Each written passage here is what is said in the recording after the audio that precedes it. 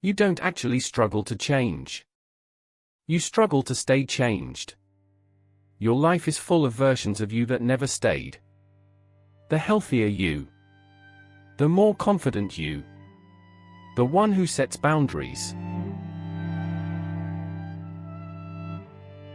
The one who wakes up early, journals, drinks water, answers messages, finally gets it together. Cut to you on a Sunday night, rearranging your room, making a fresh to-do list, choosing a new playlist that matches your new era. You delete some contacts, archive old chats, clear apps from your phone. It feels clean, hopeful, like you're stepping into a different skin. For a few days, maybe a few weeks, the new self shows up. You say no a little more. You go on walks. You speak a bit more honestly.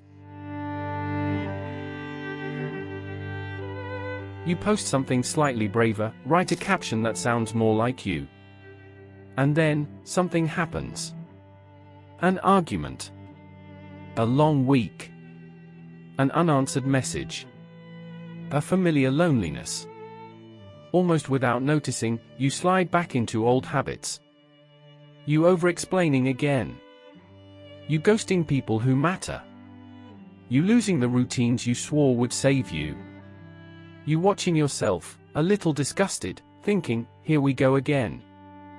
Cut to you staring at your reflection, or your notes app, feeling that quiet shame. Why can't I hold on to any version of myself? Why do I always end up here? You keep trying to transform by changing the surface, the schedule, the wardrobe, the aesthetics, the way you speak online.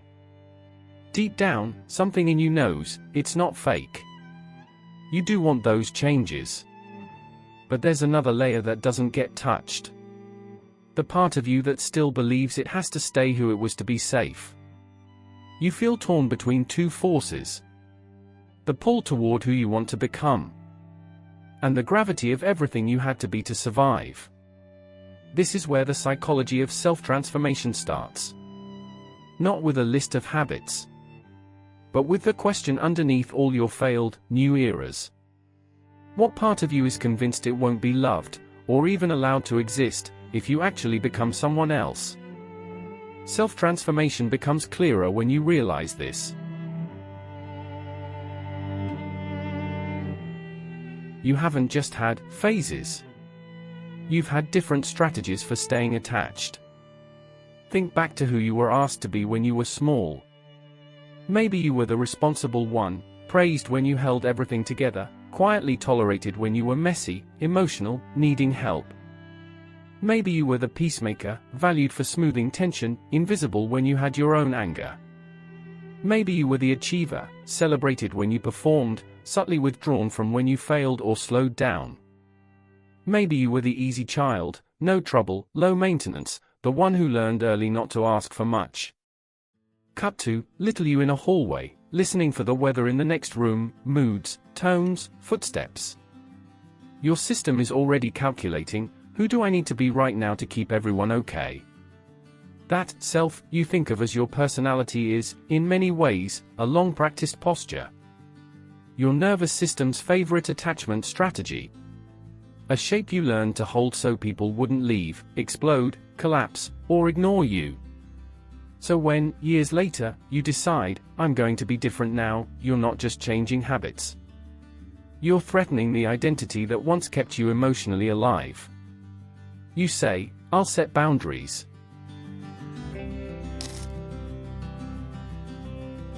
But the moment you actually try, your chest tightens, your thoughts rush in, they'll be hurt. They'll leave. I'm being selfish. The old self, the appeaser, the caretaker, the calm one, rushes back to pull you away from the edge. You say, I'll stop people pleasing. Then someone's voice goes cold, and every cell in your body remembers what that used to mean. Without thinking, you apologize, fix things, smooth it over. The new you disappears, the survival you takes over. It's not that your new self is fake. It's that your old self is fused to safety. Your mind may want transformation, but your body carries the memory. This is how we stayed loved. This is how we stayed chosen. This is how we stayed alive. Real self-transformation starts here, in the tension between the identity you perform to survive and the one that keeps knocking quietly from underneath it, asking, is it safe for me to come out yet? True change doesn't begin the day you reinvent yourself. It begins the day you stop calling your old self the enemy. Imagine your inner life as a stage. At the front stands the version of you everyone knows, the strong one, the funny one, the helpful one, the calm one, the quietly competent one. They learned their lines perfectly. They've kept you alive. Behind them, in the shadows, there's another figure. The one who gets angry. The one who wants more. The one who needs rest. The one who dreams of a different life and is terrified of ruining the current one. Most of your new self attempts try to shove the front actor off stage and drag the hidden one into the spotlight overnight. Your system panics. The old actor storms back in. The show goes on as before. Real self-transformation is slower and more tender than that. It's not a violent replacement, it's a rearrangement. Maybe it starts in small, almost invisible ways. You're about to over-apologize in a message, the old script. You notice the urge. You still send something soft, but slightly truer, I can't do that this time. The survival self is still there, but the hidden one got a line. You're tempted to start a massive new routine on Monday, new era, new me. You catch the familiar high, the fantasy of becoming unrecognizable. Instead of planning your whole life, you choose one gentle practice that actually feels kind to who you are right now, not who you wish you were. You still break your promises to yourself sometimes. You still slip back into old dynamics. The difference is that you don't treat these moments as proof you can't change. You treat them as information. This is the part of me that's scared. This is the moment my body thinks I'm in danger. Little by little, the new self stops being a costume you put on for a few days. It becomes a collection of small, repeatable acts of loyalty to your own inner world, especially when your old wiring is screaming at you to abandon yourself. Self-transformation, in the deepest psychological sense, is less about becoming someone else, and more about finally letting the self you hid take up real space in your actual life. Not as a performance.